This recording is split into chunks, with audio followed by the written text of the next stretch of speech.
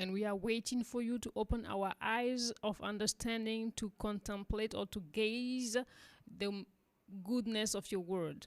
Thank you for your revelation. May the glory alone be to your name in the name of Jesus. Please be seated in his presence. We thank God for all things, and we bless the name of the Lord.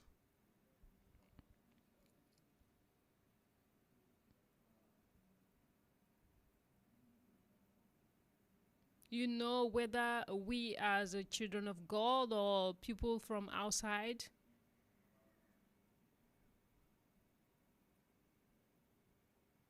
every day we have to fight, or we are involved in a spiritual warfare for our life and our body.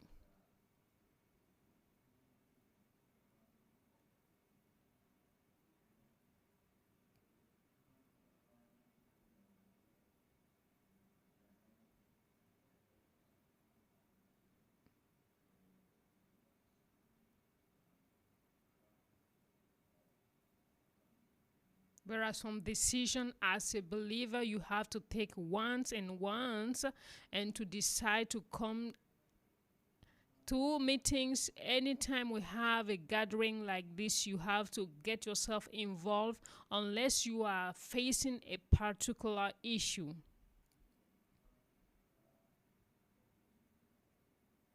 Many believers are expecting God to bless them in a manner to another, and if they did not get whatever they want, they decide to not come to church because they are angry against God. These are things that are making Christians to face challenges.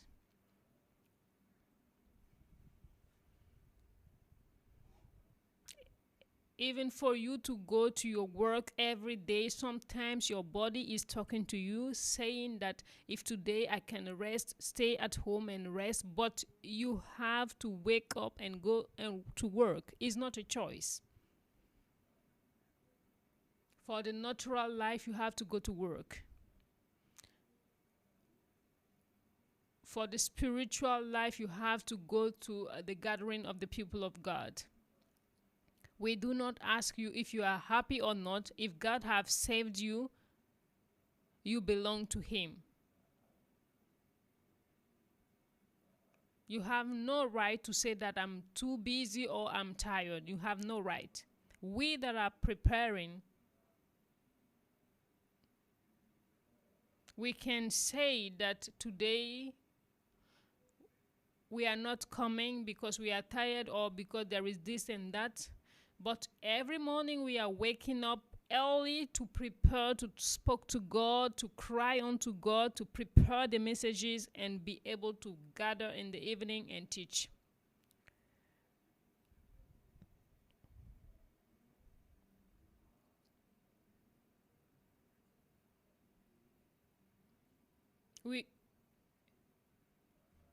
We are not doing it because it is a pleasure. We are doing it because it is a duty, and God has given us that assignment to feed the people of God.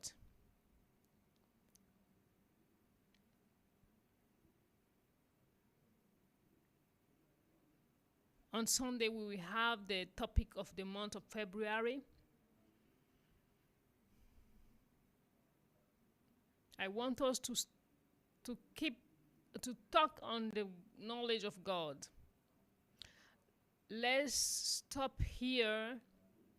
We will see during the year this night session as a transition. I want you to question yourself. I'm questioning you.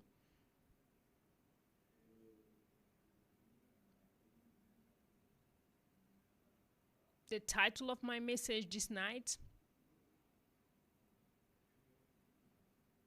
what is said in this title?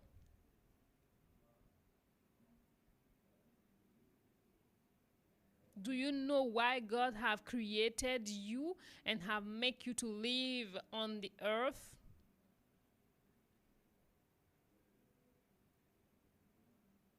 If you want to be a winning conqueror that have to go and conquer, there are two things you have to understand.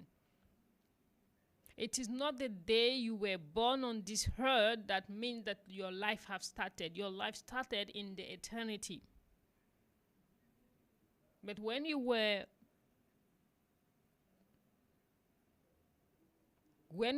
coming on this earth, God has a purpose for you.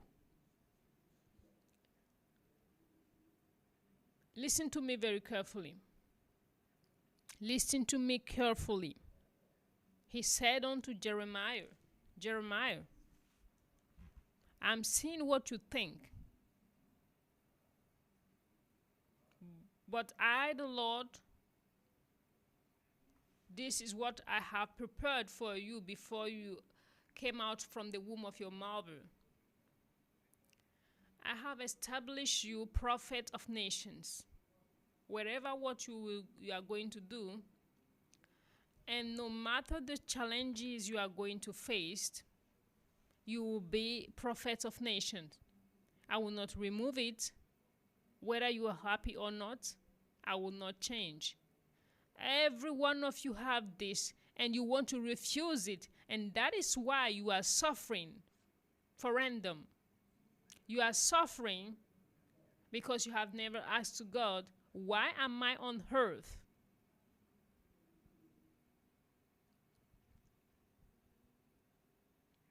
He said unto David, listen to me. Jeremiah is not understanding because he's a child. But you, as you have grown fast, I will reveal something else to you. I have waited for Jeremiah till the womb of his mother. But you, David, I'm revealing to you that it is when I've created you on heaven. I am a creator. And every creator have a purpose or a target for his creation. Leave Christianity. Every creator has a purpose for his creation.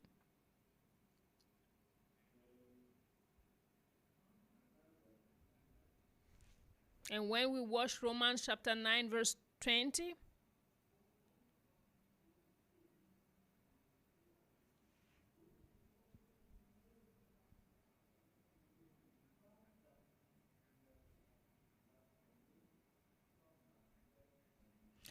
nay, but, O man, who art thou that repliest against God? Shall the thing formed say to him that formed it, why hast thou made me thus?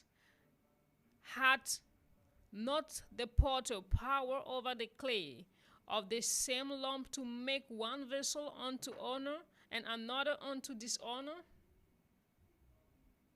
What if God, willing to show his wrath and to make his power known, endureth with much long sufferings the vessels of wrath fitted to destruction?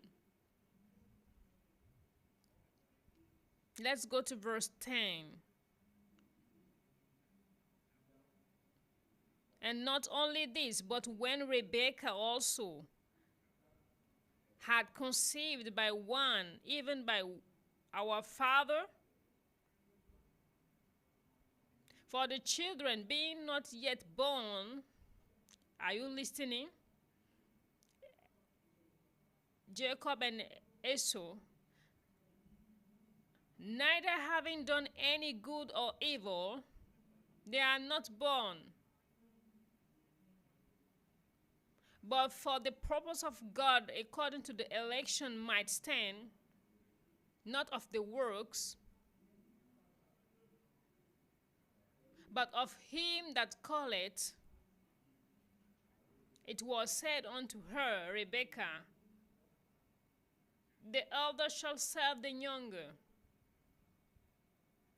As it is written, Jacob have I loved, but Esau have I hated. Verse 14. What shall we say then? Is there unrighteousness with God? God forbid. For he said to Moses, I will have mercy on whom I will have mercy, and I will have compassion on whom I will have compassion. So then it is not of him that willeth, nor him that runneth, but of God that showeth mercy. Verse 17, for the scripture said unto Pharaoh,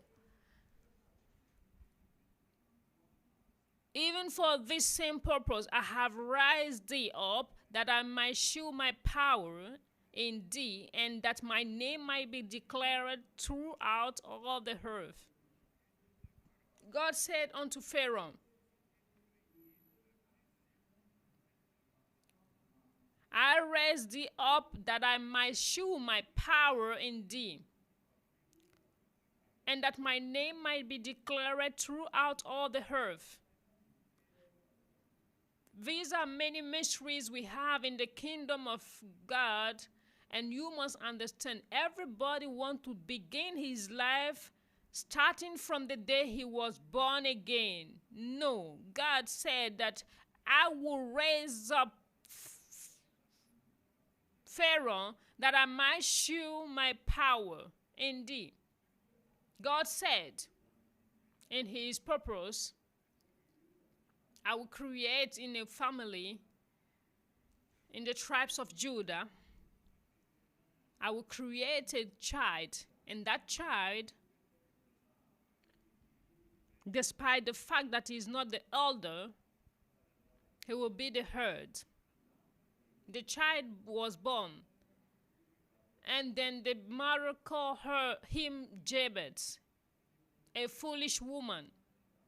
It's not because that you were pregnant and you suffered during that time. It's not the fault of the child. And ye have taken the name of a child that have already raised in position, and you called him Jabez, sufferings. Meanwhile, in my calendar, in the book of Jabez, I have never programmed that this child will suffer. Because the child was small, he was under us. When he grows, he said, Mommy, I refuse the name you gave to me. And he started to speak to God. In the book of Chronicles, he changed all, and he became the chief or the leader of the brothers. That is why, listen to me. This year, listen carefully. We are not talking about the Christianity of your gifts. We are beginning from where you are coming from. God said that he is the father of orphans and the husband of widows. I have looked onto this word again and again and have applied it on me.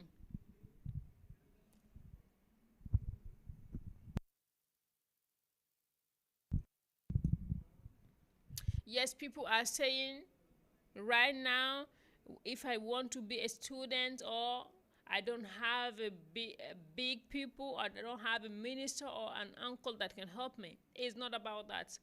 Before you become a Christian, you know it not. But now that you are a believer,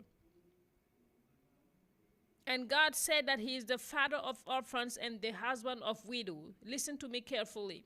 You were not a Christian. I was not a Christian, sorry. And my father died young, 41 or 40 years. And he left us with our mom. Listen to me. We were not having someone who is working in public affairs only. But because I was an orphan, I am here today. Without someone helping me, nothing. And you have become a believer, a Christian. You are an orphan, but you are a Christian. And God said he's your father. And you cannot find your way to have confidence in God. It means that you know not God. Leave the fact that you are using the excuse of being an orphan. I have been an orphan, and I know. With my brothers and sisters, we were orphans. Don't be pretending to try me and say that you are an orphan. I was an orphan. And my mom, to feed us, She need to wake up early in the morning and ground the rice. Even with the fact that we know it, not those verses, we have survived. Listen very carefully. Ignorance is bringing troubles. A believer, he said that I'm the husband of the widows. It happened that your husband is no more, but God said it's not your fault. Don't worry, I am now your husband. Immediately your relation with the Father become a relation of spouse and husband. It means that your husband was providing to your needs and he's no more here. Right now, immediately, my mother was having her religion. But what she used to say, she said, no, what I'm doing, don't mind my poverty. She was feeding everybody that was coming in Tuga, my village. She used to feed them, give them food. And she was saying that she was doing all this for us. And she was right. She knew it Jesus Christ. She knew it not Jesus Christ or Jehovah, but she was having a kind of knowledge in her that is teaching her to know that everything she was investing in her children, she's going to repeat later. I have never seen my mother sitting and crying because she was a widow. No. I haven't seen it. She was the one strengthening us. So there are some things. Okay, well.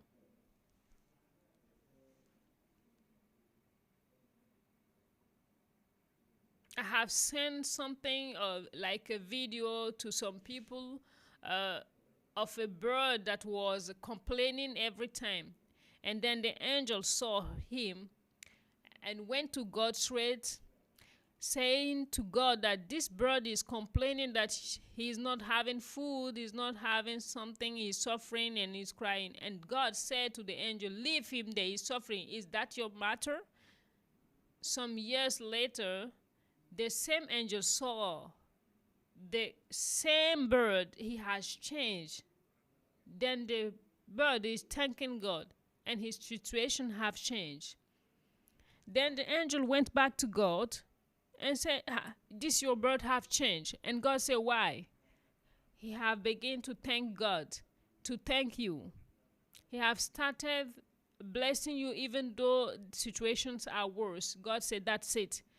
If he haven't done it, he will still remain in suffering. Many of you are suffering because you don't want to thank God for your situation. You want to be overwhelming yourself, to be complaining, crying. I told you, even if you want, remove your eyes and drop and cry. Everyone of us have passed through orphanage. If you have not yet an orphan, you will become an orphan one day. All the women will become widows one day. That's it. He said, I, God, have loved Jacob and have hated Esau.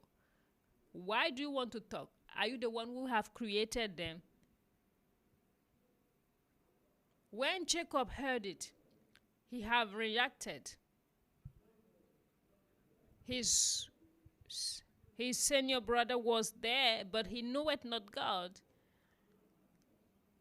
Jacob said, what mommy said, I will do it. Didn't he take the place of Esau? When Joseph was despised by his brethren, did he stay there to be complaining, we don't have the same mother? Like many of you here, we don't have the same mother, this and that. God said to Joseph, say there, you don't have the same mother, but you have the same God. Joseph said no. He was the last born. His elder brothers was saying, We are doing this. He said, we are not going to do. So sorry, he said he's not going to follow them. Do you know why are you? God have created you. Have you been created? Leave those companies and enterprises. You will die and leave them. Don't mind those things. You are here as a believer looking for small blessings. Leave it. Why did God created you? It is said, if you go to the pottery, you will see a vessel of honor and vessel of dishonor.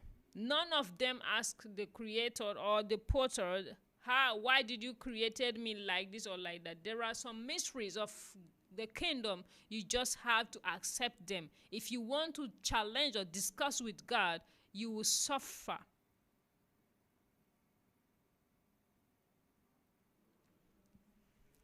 It is better for us to show you all the characteristics of God. Don't be there saying every day God is love, God is a loving God, God is these are these are not truth.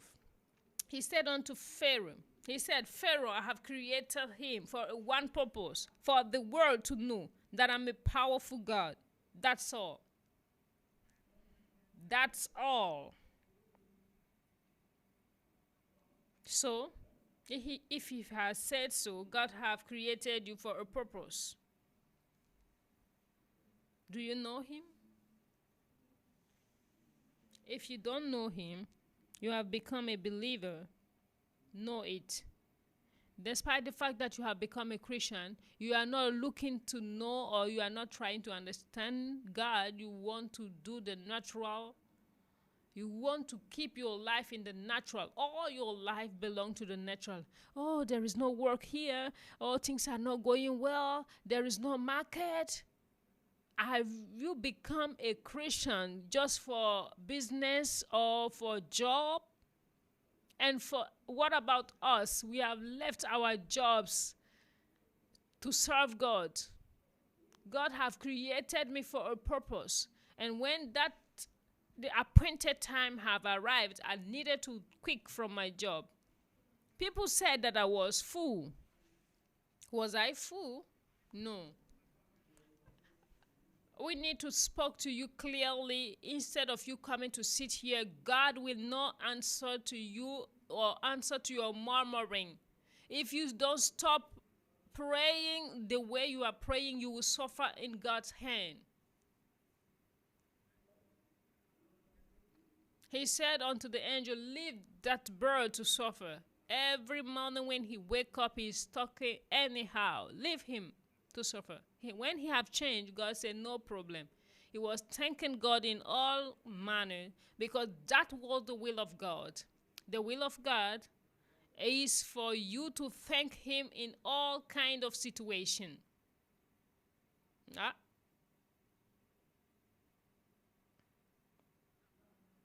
The will of God, brother, that is it. When you are facing difficult issues, God said, thank me because I'm in control of everything. Don't fear. Fear not.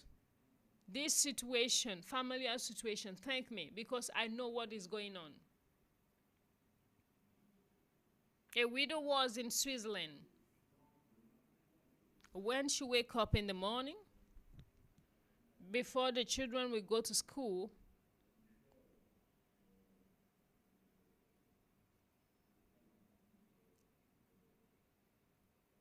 she used to put the pots on fire and she would call them to come and thank God.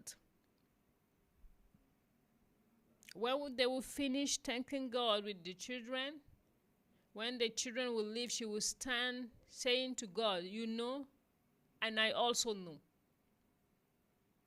This was her prayer. You have seen, those pots are empty. You know, you said that we should eat. You know, I also know. And she would go and sit down doing her work like she was cooking. But before the time the children will come back from school, food will be feeding the house. People will come and drop meat. People will come and or call her. We are coming to deliver bread to you for your kids. She was not saying to anybody. She was talking straight to God. God, you know, and I know too. You know and I know. God have called George Mueller. It was an ordinary pastor. He was suffering. He was not having this and that, and God said you haven't seen anything yet. If it is suffering, you haven't seen something yet. I will let you enter in something and you will understand. One day he was praying, and in the morning as he came out from his dog, the gate of his door, he saw a baby on a basket. A young woman came and dropped the baby there. God said, take the baby and feed him. He said, Lord, I have not food to eat like this, and you are bringing a baby, an orphan for me. How will I do? God have never answered. The second day, another orphan came. He continued until he got 2,500 orphans. Go in England. He is no more. He has passed away. It was by faith, not having food. But he was calling the orphans. And they will thank God. They will thank God for all the things God have already given. And when they will come in the evening, there is food everywhere, every day. This is how he have teach to his children. They called him the apostle of faith. George Mueller, the apostle of faith. The Christianity we are used to, prosperity, we will pray. Like my friend from Cote d'Ivoire will say, you will give 500 safer and you are looking for 10 million. Who do you think God is going to carry the 10 million out of to give it to you? Oh, God is multiplying. You come and sow 500 safer and you want 10,000 some. God is taking the 10,000 somewhere, but it's not from himself. God will not come and take the 10,000 from me and give it to you. No, don't think it. You are a robber. Yes. Christianity is not, listen to me. You are watching me. Look at me. I'm coming from where? What am I doing? Look at me. It's not studies that have brought me where I am now. What I have studied, I'm not using them today. I have came here tonight to encourage you and strengthen you. He said unto Moses, tell to Pharaoh that I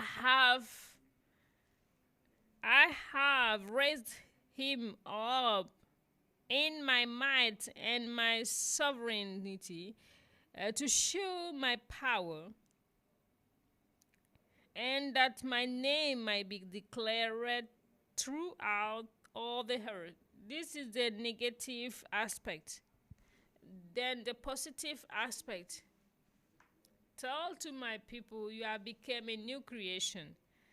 I have raised you up to become my witness, to show to this world my wisdom. And you don't want. What do you want God to do? God have not called you to bless. Every day bless the work of my hand. When God blesses the work of your hands, small 3 million safer. You are running everywhere, up and down. We are no more seeing you in the gathering. Do you think God is full to give you 10 million? Why do you have such thoughts? You don't want to listen to the word. You want people to deceive you. You are my witness to go to all the world. This is what my son was doing. It was the first testifier. Peter described him as he was going from place to place with his strength to do good and demonstrate or deliver those who were under the demonic possession, because he was with them. God wants the same thing. Where you are sitting, I'm talking and I'm talking. You are going to pray. I said to God, don't give them purple. For all of them who don't want to do your will, God will not give anything to you, because ye are not testifying Jesus. If you want to wake up, wake up. Do you get my point? Don't be someone who is contrary, a witnesser of Jesus or of God. Don't come here to tell me that you are an orphan. I was an orphan, but I did not die. I was not having an elder brother or that was a minister to raise us up. If I did not die, what about you today? You are a believer. Talk to your father. Your real father is God. He is not a believer from this church. He is not a believer. A Christian from the church can help you 1 or 2 times, but the third time he will say it's too much. You should go and look for things, but God will never tell you that too much is too much. Then after you get annoyed because the brother did not give you anything and you say, this brother don't have love. Do you have love? There are some things you don't have to do. Don't do them. You don't want to do anything, nothing. You want every day to be stretching your hand for people to put things inside. Meanwhile, the Bible says that there is more joy on giving than receiving. If you think that love is showed by your brother giving you everything, then you have to give. Anytime you say you have nothing, you have nothing. Who said so? God said to Moses, stretch your hand. What is it? A baton. Are you sure that is a baton? Do we have a believer or a Christian that have an empty hand? No. He have deposit in our hand blessings. You see, don't disturb my Father, my God, to give you every day. Give me this, give me that, give me this, give me that. Have you ever seen me doing that? Have you ever seen me praying that way? I'm obeying to what he have instructed. You don't want to obey. You want to force God to give you. He will not give. If you won't leave and go, he's not worrying God. Jesus said, if what I said is not pleasing you, leave. And they left. It left 12. And he asked them, are you not going?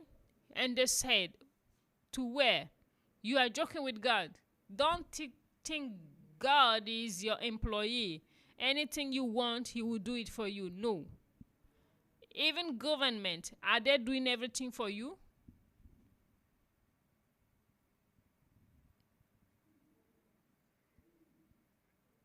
You need to be correct, truth, indeed, with yourself.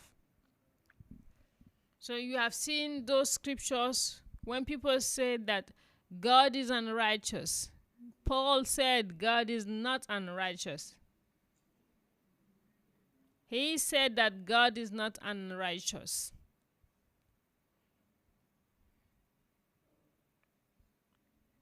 If we watch through,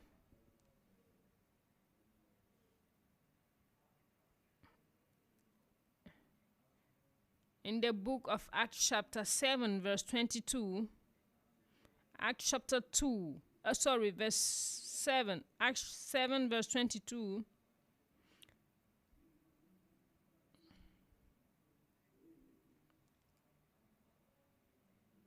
and Moses was learned in all the wisdom of the Egyptians, and was mighty in words and in deed. See, a man that have been adopted by the daughter of Pharaoh.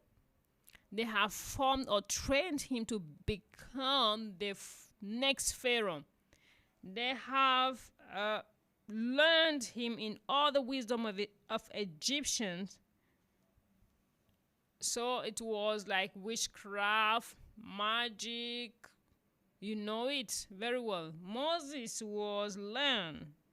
But when God is watching, he know that this man was not created for that. He was not created. I haven't created him for that. But because of some elements, his parents, they went and throw throw Moses on the sea. But because God have created him to become a liberator, God have not permitted the crocodile from Egypt to come and eat him or kill him. And one day the daughter of Pharaoh went to swim. The ways of God are mysterious. She went there. God took her out to save Moses. When she saw the basket, she said to her servant, "Please go and check." The father, Pharaoh, said on that time that every Jew boy that is born, we need to kill them. There were not a place to hide Moses. And because God is a strategic God, what did he do? He hid Moses in the house of Pharaoh. The daughter of Pharaoh saw the son, the baby, and she liked the baby. She took him to the palace of the father and closed her father's mouth. They trained him, they learned him, and the conclusion, it is said from him that he was mighty in words and in deeds. These are things of this world. The more mighty and powerful intellectually, militarily, Moses was mighty. But a time will come when God will like Moses to fulfill what he have created him on earth. Even though he has been teach in the palace, God was keeping Moses' heart for that purpose, despite the fact that he was growing there.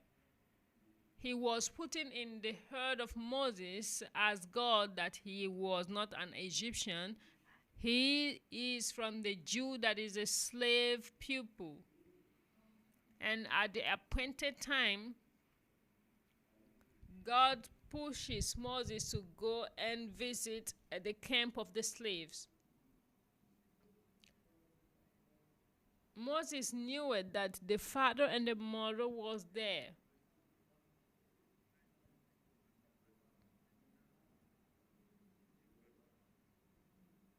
For a while, he was not going there, but now he decided to visit the camp where the father and the mother were. And he met two people fighting, one a Jew and one an Egyptian. He decided to defend the Jew and he killed the Egyptian. When he did so, he entered in the camp. He was guided by by people, servants, security people that are Egyptians. So they went and report. And when the noise started, Moses went again to the same camp. These are things you have to understand. God is putting in you things that are burning for you to fulfill, but you are killing it inside of yourself. I want to do this, I want to do that. Okay, no problem. He went, and he had founded that time 2 Israelites that was now fighting. He wanted to use the wisdom of Egypt to separate them. One of them said, "Do you want to kill me as you did last time with the Egyptian man?" Moses now noticed that the news were spread everywhere.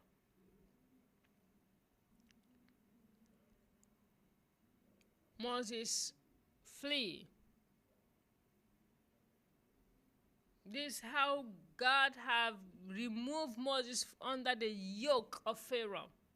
There are some things you don't understand and you want to go and pray. God is trying to liberate and to show you the way, but you are so stubborn that you keep wanting to fast and pray to escape. Okay, no problem. You want to force God at all costs to give you success. Meanwhile, he have permitted or allowed that situation for you to question yourself. Lord, what do you want to tell me? What do you want to teach me? A young man in Switzerland, when he got his degrees, God said, "I want you to serve me." He said, "I have not to work yet. Allow me to work." God said, "No problem."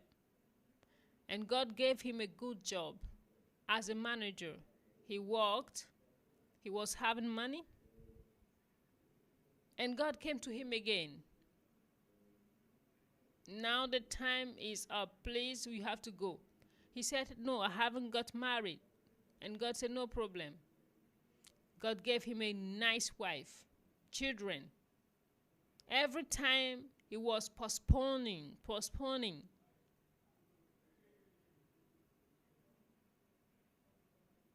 Using excuses, God decided to not talk to him anymore. And one day,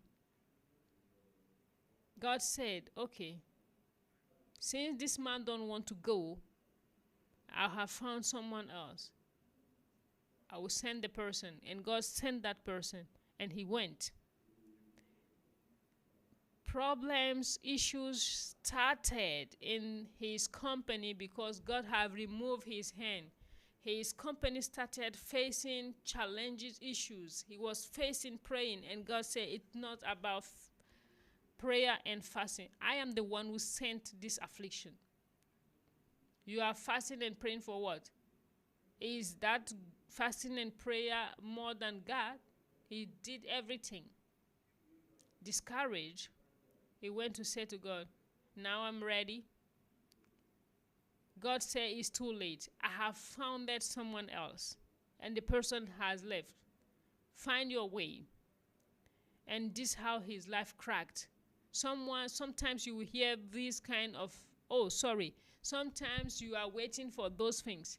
You know that the things you are passing through is not the devil. God has spoken to your heart, and you know that you need to obey to God. You are forcing to not obey.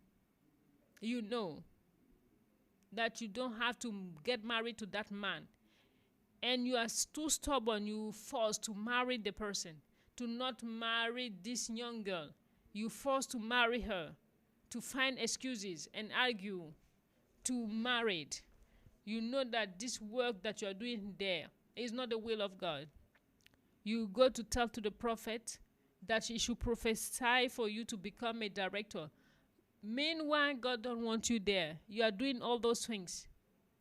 One day, the day God will remove his hand.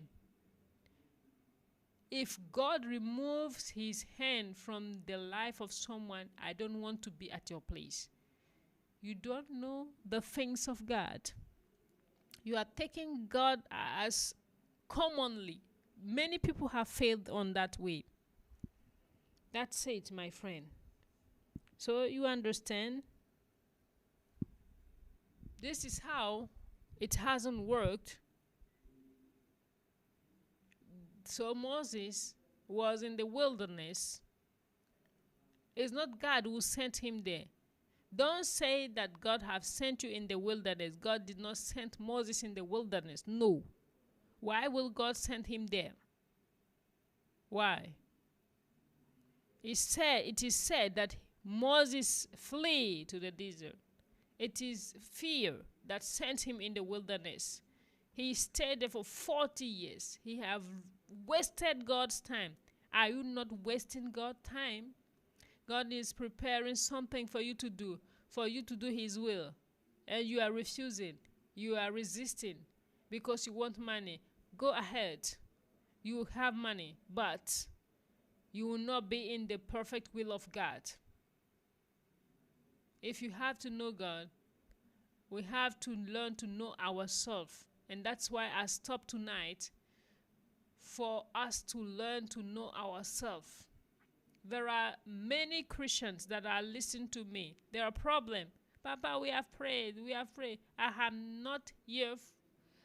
God have not called me to be praying for people.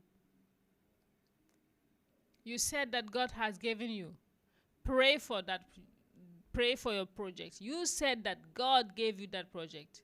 Pray for your project. If your project is not the will of God, I will not waste my time on praying on your project. No, I will not do it. I'm against God in that case. No, let us talk wasa.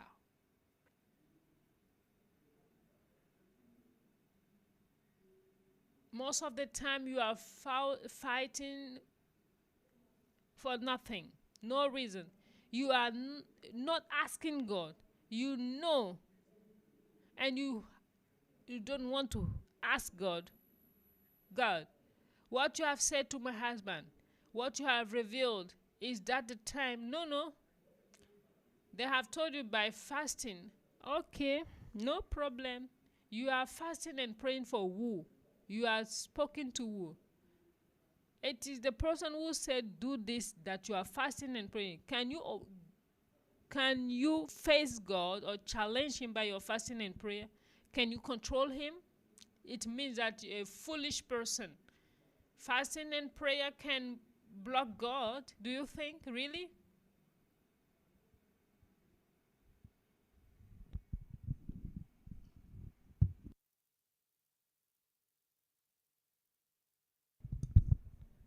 All those people who have shaken the world, one day God says, stop. Go this side. I have sent you to this place. Go and read their books. They have left many things. Two brothers that have brought revival in China and England. All England. People know them. And God said, go in China. They said, no, it's not possible. God cannot send us in China. They are the one who brought the gospel in China before the revival. That's it. Moses was like that. He know what God not. In the book of Exodus, this night I just want us to talk heart openly.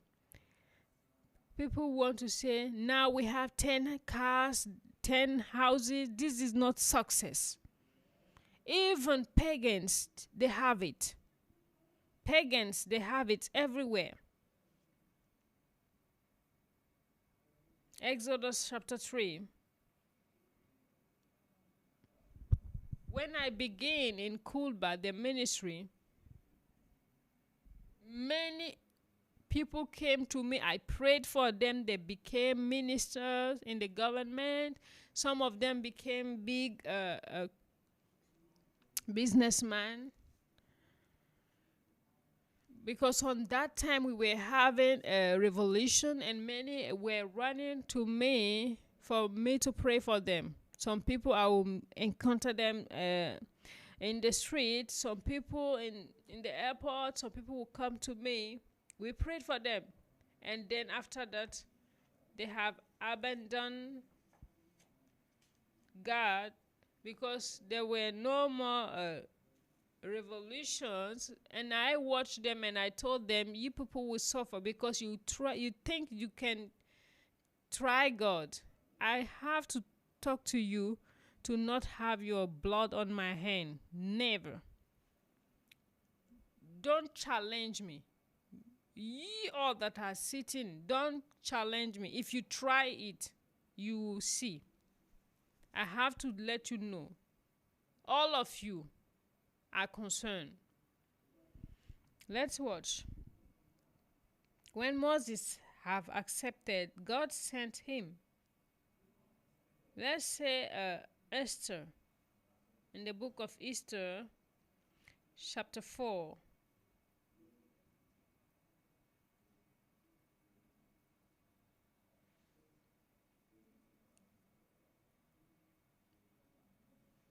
Men don't want to mention women in the Bible, but why did God force them to leave their traditions and mention the name of Esther in the Bible? The book of Esther.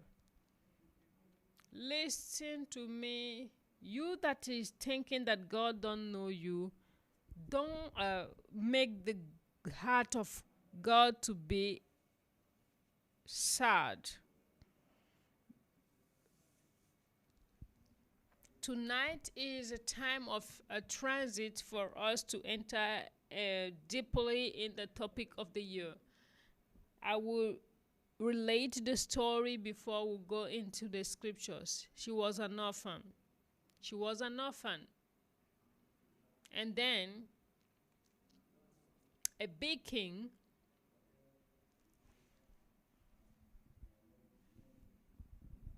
that was having the most big kingdom, moving from India to Ethiopia,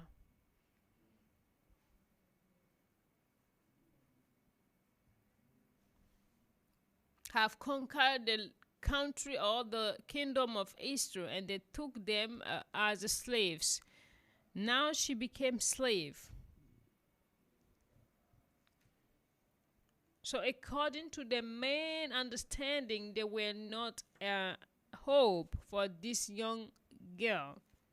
But God saw a star in her.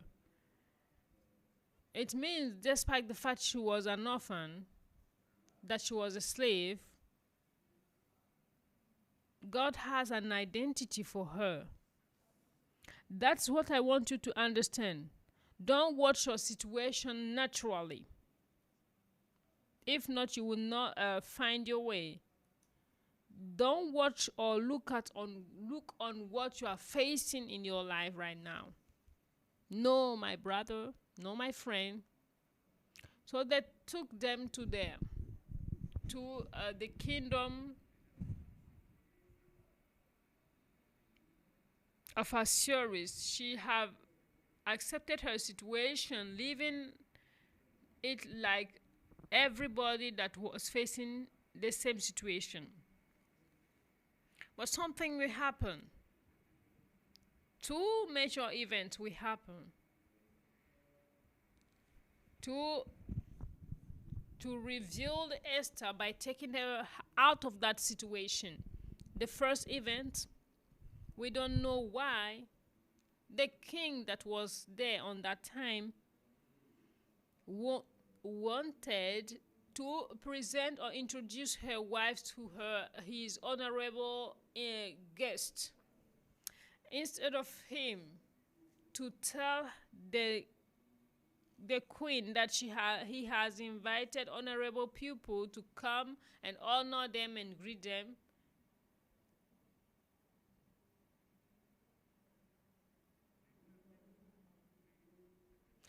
Look at how God used to create some circumstances and you used to neglect it.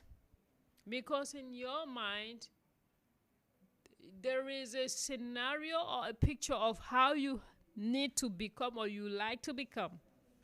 They went and spoke to the queen that the king wants you to come. He will show your beauty to his guests and this, that. And the queen said, I am not coming. I'm not an object. Don't worry, God is in that matter. You don't know God. He is in that matter. She did not come.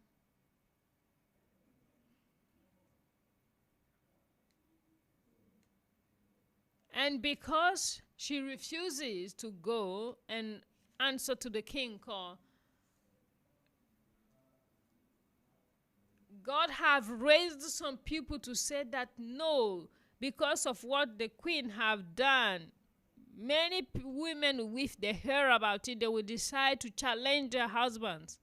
And as a king, he needed to obey. King, you need to free her. But the king loved his wife. But God uses the traditions to remove Vatsy from the picture. When they did it, the king was sad. Traditions are blocking him to take his wife back. You know, people, they started saying, no, there is a king somewhere, a queen somewhere, sorry.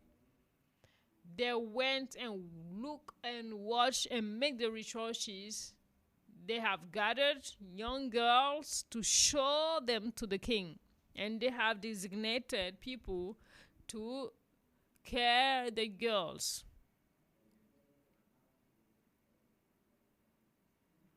If they choose one, the person will go spend times with the king. The king will finally say, no, not that one.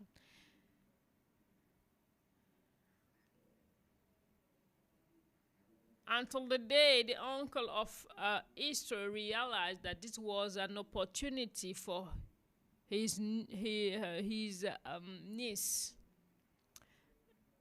But he said to Esther, don't reveal your identity as a Jew.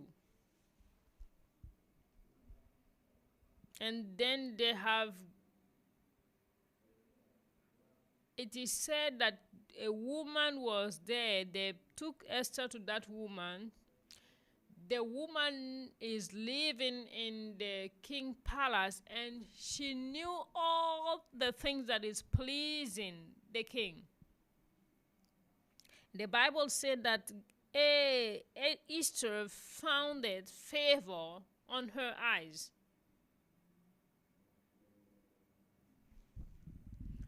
So she started teaching to Esther how to smile, how to dress, and she have prepared her.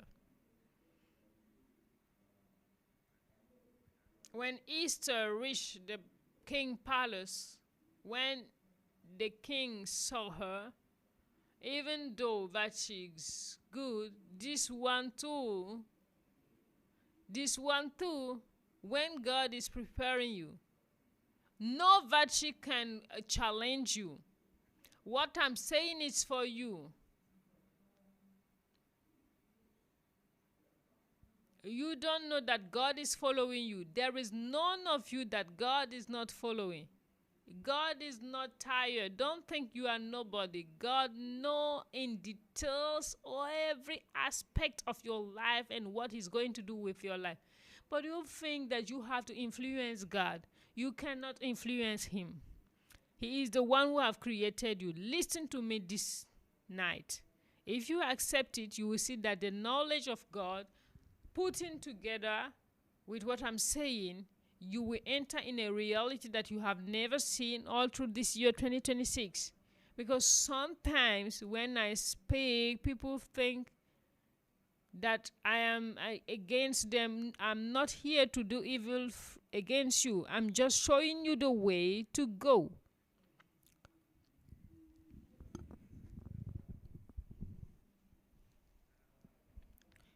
At the end of the day, God, the king have validated Esther, and Esther became the queen, an orphan, slave, became a queen.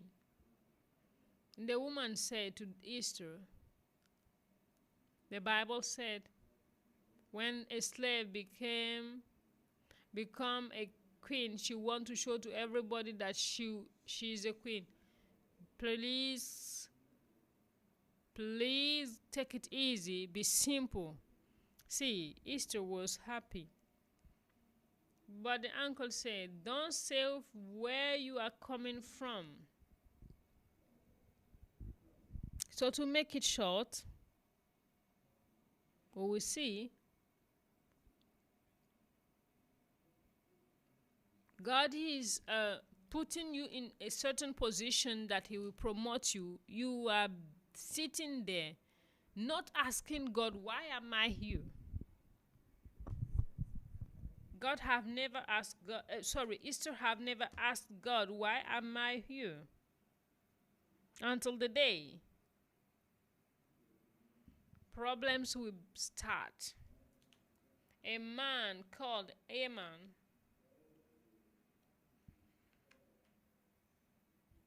seeing the uncle of Esther not bowing down in front of him at the gate when he's passing, and because he was powerful, almighty, he said they should make researches and see why that man is not bowing down in front of him.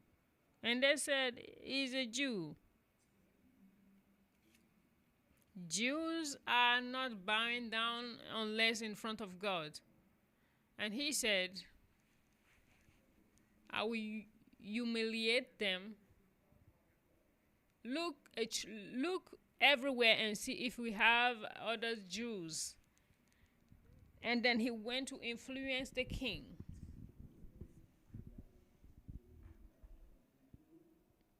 He have made the king to establish a decree. And the king signed it. To make it short, Esther was sitting in the palace, drinking, eating, sleeping. And Satan was saying, wait for me and you will see.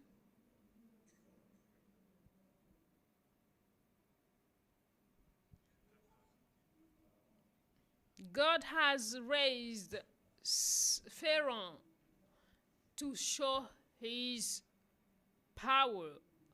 Why did God raise Esther? Why did God raise you? That's all the question. You are praying for him to do this and do that. You have not asked him, why have you created me? Why am I on the earth? You are telling to God, I want to be here. I want to go this place. No.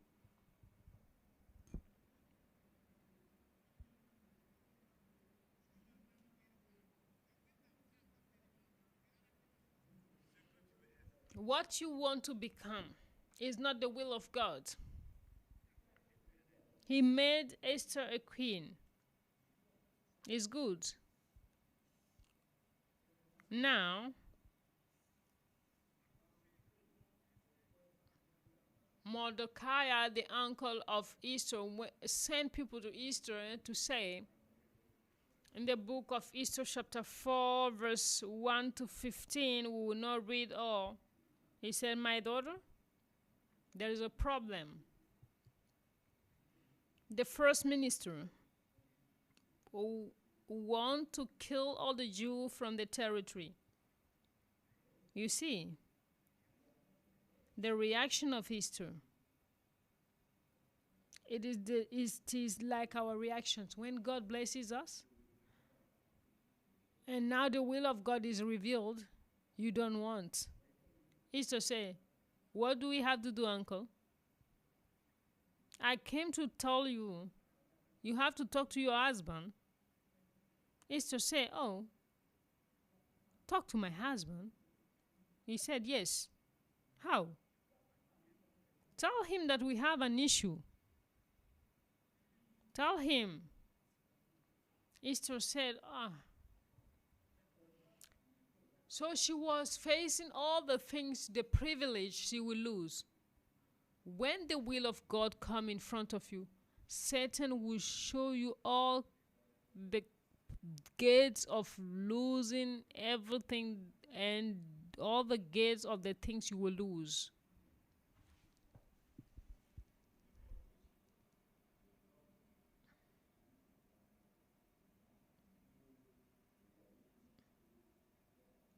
That is why sometimes God will rise people, men, they will come and instruct you and show you the ways of God and how you have to walk. At the end, the uncle said, okay, God is helping you, and now that you have to take decision to protect your brethren, your sisters, you are finding arguments, excuses to flee. God have engraced you for you to become the most a big empire queen. He was having a purpose. And in the book of Esther chapter 4, he said, is that not for this time that God have raised you up to become a queen? Don't watch those privileges you have.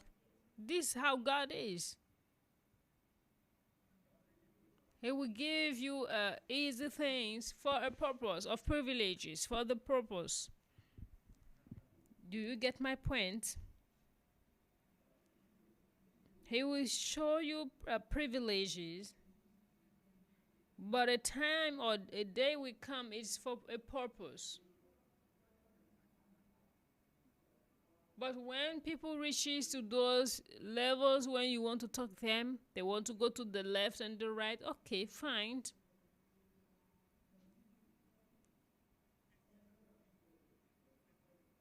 Esther saw that she's going to lose the glory, all the privileges. Meanwhile, she's a good girl. Everybody loves her. All the palace of the king loved her. But her own heart and the thought of the enemy were instructing her, okay, uncle, you see, there is this, there is that, etc. And the uncle said, raising his voice, if it for this time that God have appointed you as a queen, and you are refusing to obey to God, listen to me very carefully, my daughter.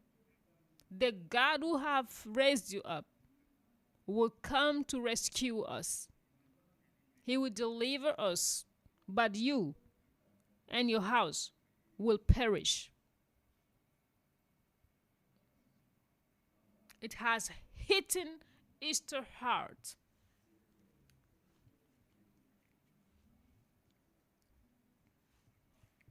So she was now facing the issue. Listen to me. God have given a position to you.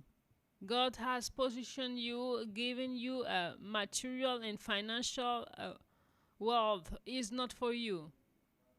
No matter what you think, we have done this. There is a time and a moment God wants you to do this, to do that, to do this, to do that.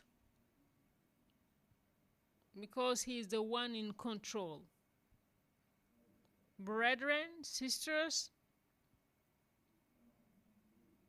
especially in the material and financial side, oh, they're asking us to sow seeds. Listen, I'm not talking about it. You should talk about it. I know who is God. I have seen people He has raised up and they collapse in this country and other countries.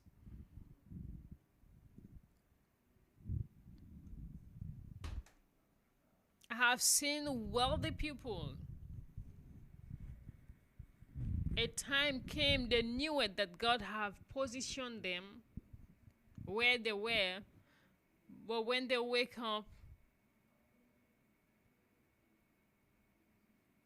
they did not like to do this or to help, and God have removed His hand. Some people were bankers and they closed their banks. Some people were businessmen, their businesses started collapsing. Brother, it is important for me to advise you this night. That is why in the School of the Kingdom and Business Leadership School, we are going to teach about the cracks, the collapsing of many big entities in the time of Nixon in 1929 years or centuries. How did God change the wealthy people that were there on that time and to put or to raise up new wealthy people? How did God raise the jobless people to make them the most wealthy people from United States and everywhere? People like Joseph Prince and preachers, He raised them up. How in many places, why do people that were unknown from people, random people, have been raised up? When I saw the biography, God have changes. Listen to me, brother and sister. All the things you have, don't think that it is your sweat. Don't lie to yourself that you are going to pray and fast for God to bless you. I've seen people saying it. I say, don't wish things for nothing. Don't vow for nothing. They will say, Father, oh no, Papa, if God blesses me, I will bring this, I will do this. And I said, don't vow if you are not ready to believe. When God will bless you, what you want to do, do it. But if you vow on it, God will bring things in your hand according to your heart. What He gives you as a blessing is more than the love that is in your heart. The love in your heart will not have the strength to give the works of your hand to God. You find all kind of excuses, and Satan will just breathe on it. So cool down and take it easy.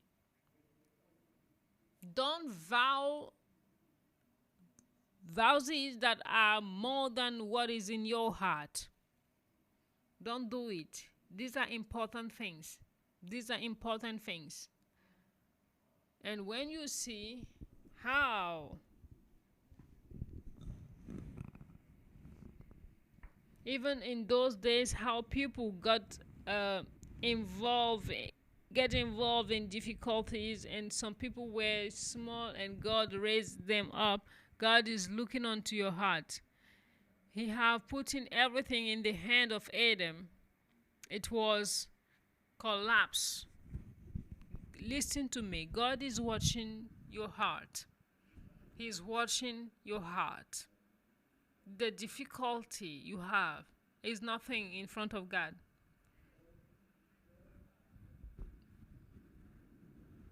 But is he ready to put in your hand prosperity that will kill or distract you? If he sees that it will lead you into distractions, he will not bring prosperity to you. He don't want to be the author of your distractions. If your heart cannot handle it, tell to God, my heart is not ready, but help me for my heart to love you more than prosperity.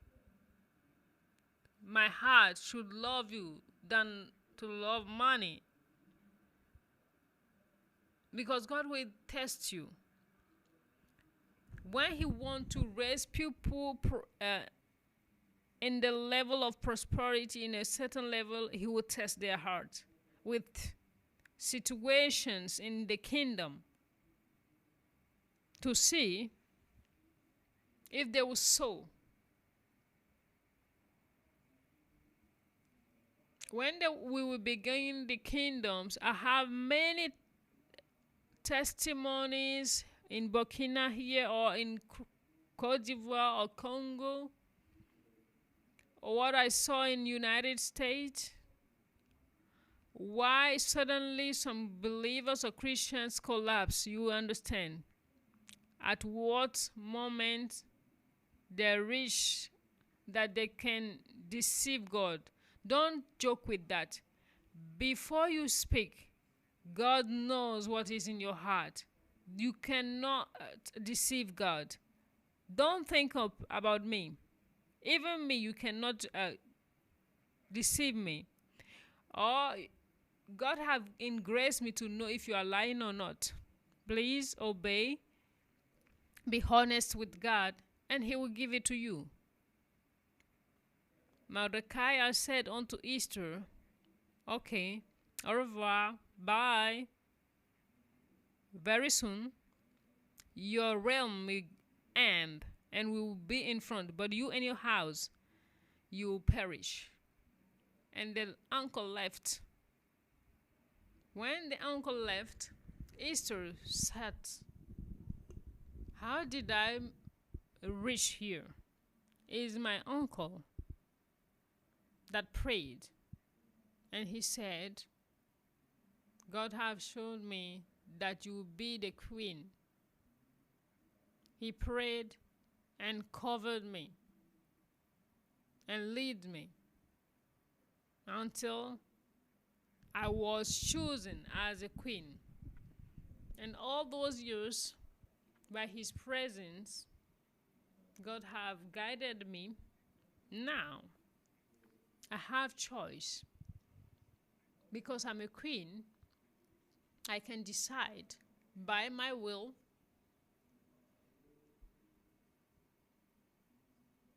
to not talk about the prime minister to my husband, or I will obey to God. And then the Holy Spirit came and strengthened her. She gathered all her servants. There is a decision I have to take. A decision that I cannot make alone. What should we do? I will remove my garment of kings. And as the Jews, when they went to fast, they are wearing bags and those kind of garments. I will show my true identity, because nobody knows that I'm a Jew. But because the Jews' lives are in danger, I will identify myself to them. And when Jews are facing challenges, they are not using a garment of praise, they are not using oil and perfume. And I'm asking you, as my servants, Esther, talking to follow me in this fasting for me to pray. for God to give me the wisdom to save my people. That is what have become Easter fasting. People are going to Easter fasting to get something. That is why I'm not saying that you are doing Easter fasting here. If you are doing Easter fasting to have children and those things, God does not agree. Easter fasting is to intercede for people, for God's hands to not destroy people. Well, Easter have decided when things were not going well. She was in a right position, a good position, having money. But she said, I want my people to be saved, for the adversary to be reversed. That's what we call the Easter fasting. That is Easter fasting. That's what when we began, before it became a public thing, it was not Emmanuel, the prophet, that was organizing it. I started it with a couple. They started talking about it. And then after with the mommy from Belgium, Jeanette. And then after, Emmanuel get involved. And now it's have become a big event, and it's a great thing. But the purpose, let's come back to the purpose. When we talk about Easter fasting, is to intercede, not to ask for things. You are coming to cry for the world to be saved, for the people of God to have revival. And that's it. They did it. When they did it, fear left. The fear she was feeling left. Then what happened? The grace of God came upon her, and she have insurance, peace. She felt strength, and she bathed, and then she wear her clothes as a queen. The day she rise up and wear her clothes as a queen, she heard something. The king said, the decree that for this number of days, nobody, you see how Satan is managing things. Anyone who will come in front of the king,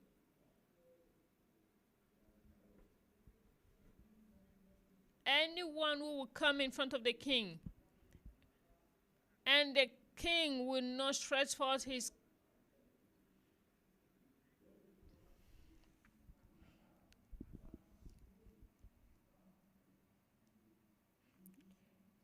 if the king did not stretch forth his hand, they will take you and they will kill you. Even the queen was involved by this decree.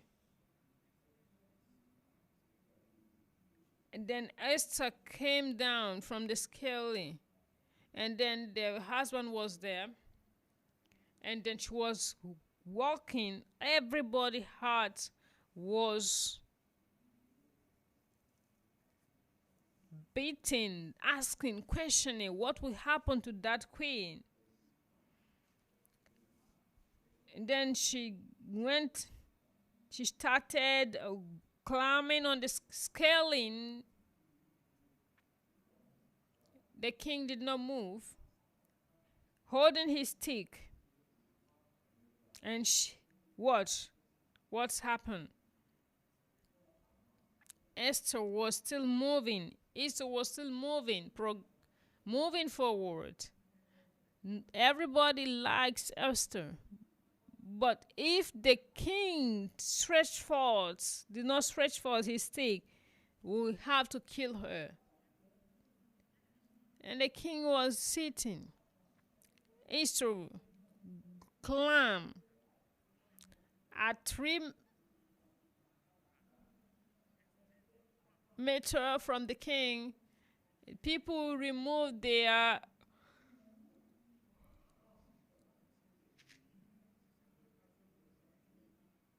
when they thought that it was over, the king removed his stick and stretched it in front of Esther. Hallelujah. All the king palace started shouting. So do you get the point? The king said,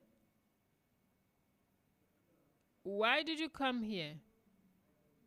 I have an invitation." They made the invitation.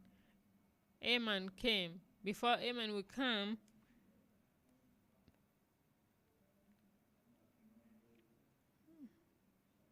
he put a wood to hang Mordecai. But the fasting of Easter will change and save the nation of the Jews. That's what we call the Easter fasting. When they reached there, the king asked, "What is going on? This man wants to destroy all my nation." It is at that moment he knew that the wife was a Jew. She knew it not. And now she's revealing the king cannot do anything else. It is the grace of God that is on Easter, and he has already stretched forth his stick.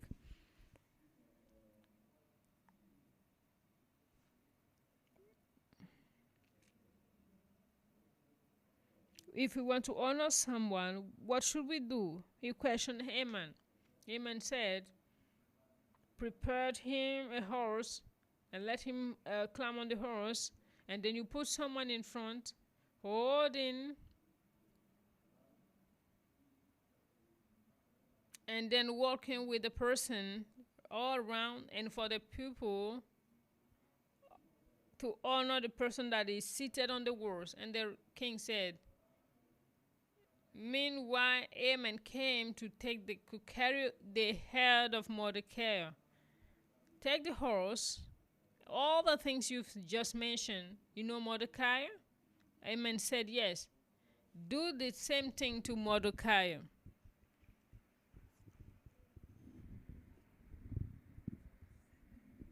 If you obey to God, all the enemies will take their horse to lead you.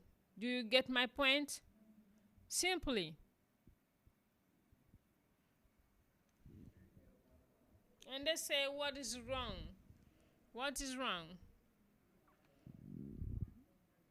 There is a wood that have been prepared. Hang Haman there. And then they hang him there. Devoid the ways of God. Please, listen it. Don't think you have to go and pray and pray. Prayer and fasting. She did not program or plan for fasting. She have been forced. She did not even call it fasting. She said that she's not going to eat for 3 days to help her to listen. It was not for her. It was for the people. For his people. Her people, sorry. You can do your fasting. Put your name on your fasting.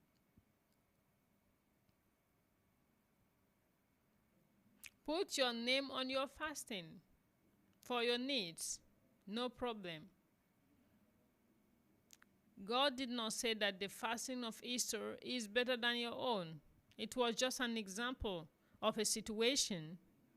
People were in danger, like the Prime Minister of England did during the wartime 1945. Sorry, 14.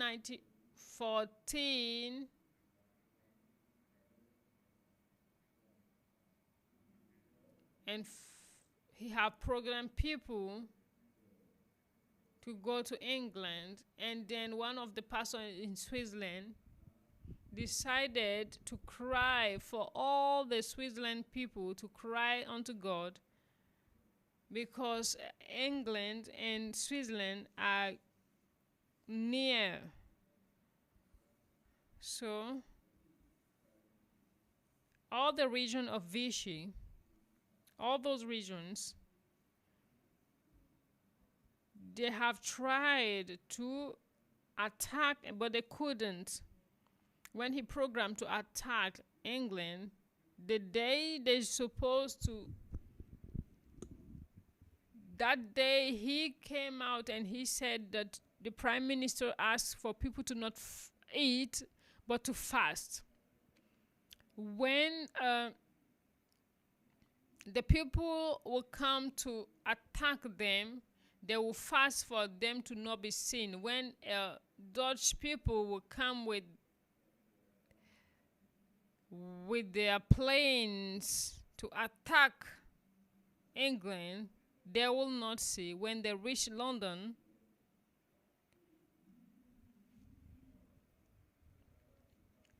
that time they couldn't see.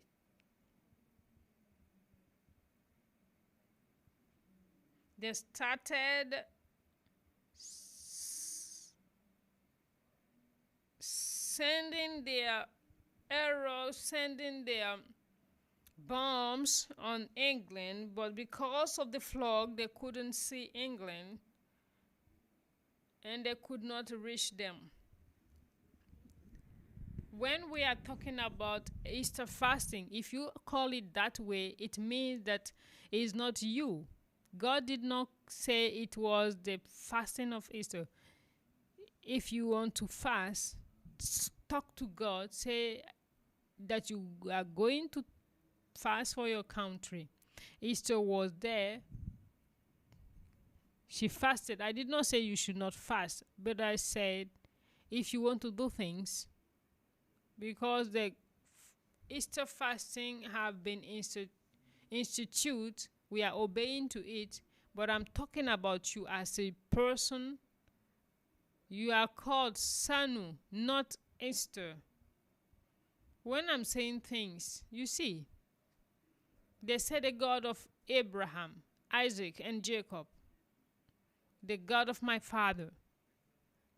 If your father's name is Karambiri, why are you calling the God of Abraham? Abraham is in heaven. I am the one here. Leave me.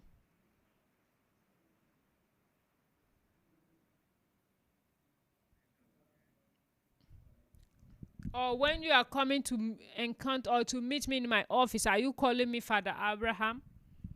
You are not calling me Father Abraham. Leave people to talk anyhow. They will say this man is looking for his own reputation. Don't mind them. And my name is Papa Karambiri. Even me, they told me God of Isaac, Abraham, and then Jacob.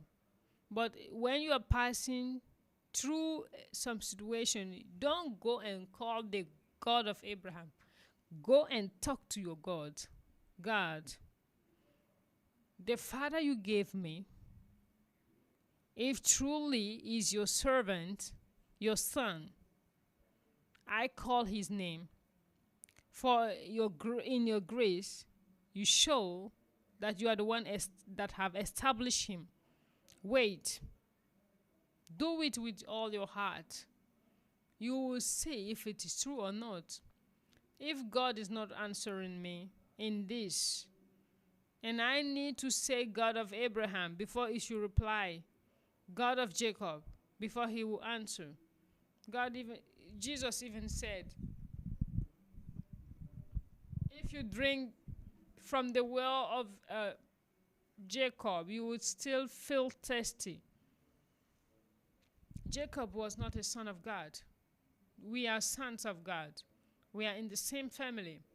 So these are things you have to do. We are not doing it in public, but do it in your house, then in your office. Do those things. There is no problem in it. Some people will hear it and they will talk evils again. This is their problem. In your house, your father's name is Francois.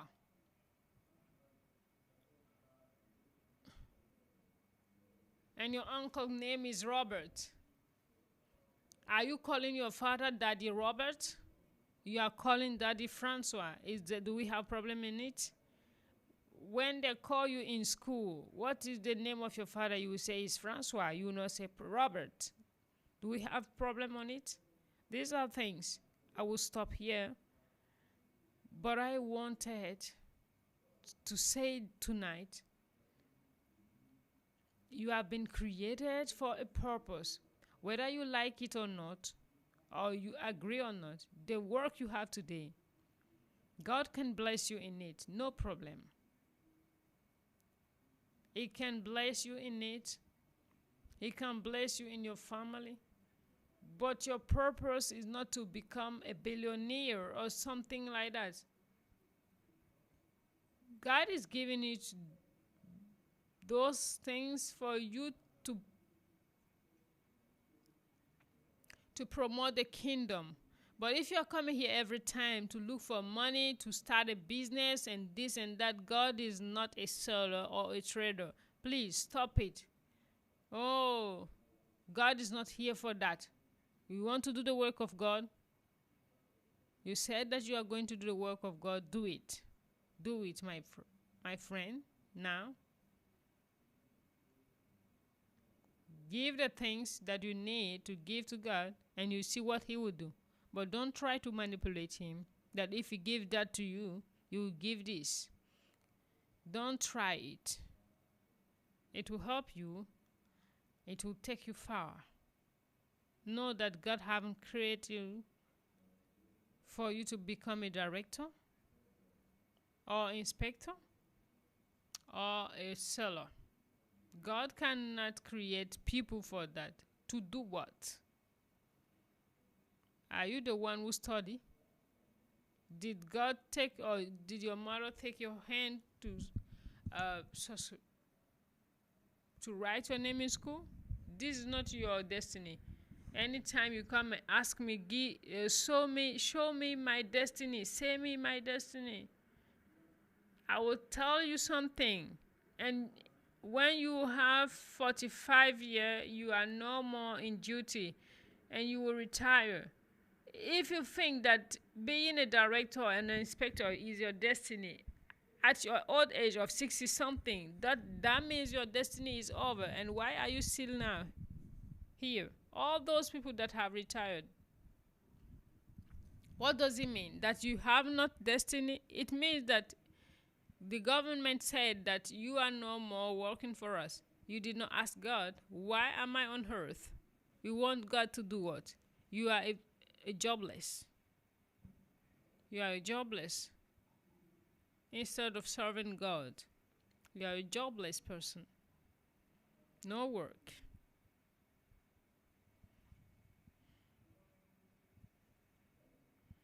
Because you don't know what God asks you to do. Even being a simple testifier, you don't want to be a simple testifier or witness of the gospel. Think about it. Think about it. If you see all those things, God will help you. Sunday, God willingly, will begin the knowledge of God for the month of February. Please listen to the messages. We will pray, but we are not going to pray to ask things to God. You are already lifted up.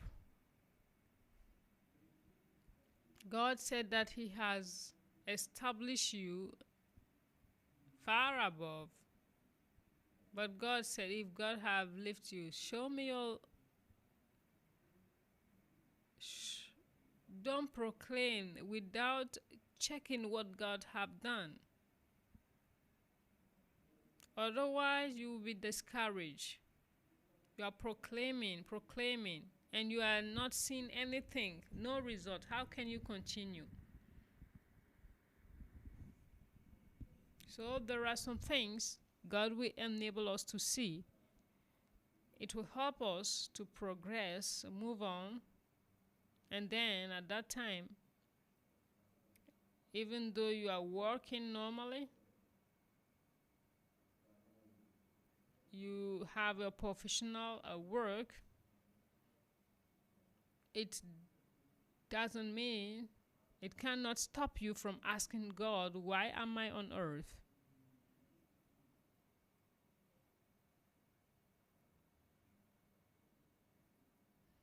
Why? What I'm saying as we are closing, all the things we are doing today, all those people that are walking, it comes from somewhere. Yes. Oh, so do you think that we were having informatician before we brought it? When the first men they came on earth, which company they were having? But God said to them, when God called Abraham, it was a company of what? To do their will. He said he take them to do their will. If you pray for God to reveal why are you on earth, even you are like Jabez, in hostage by the words of your mother, God will show you the way to come out of it. And prosperity is not coming from a company. No. Prosperity is coming from God. And he knows how to put it in your hand.